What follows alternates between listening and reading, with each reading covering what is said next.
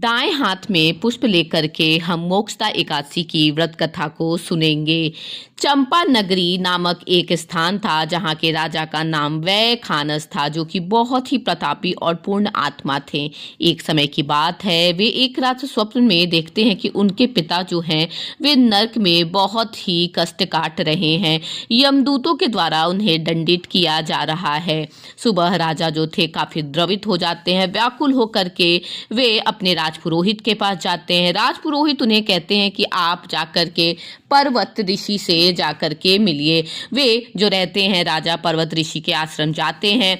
ऋषि ने ध्यान लगाकर सारी बात पता लगा लेते हैं। राजा के पिता को नरक में कष्ट उनके पूर्व जन्म के पाप के कारण हो रहा है, ऐसा वे राजा को बतलाते हैं।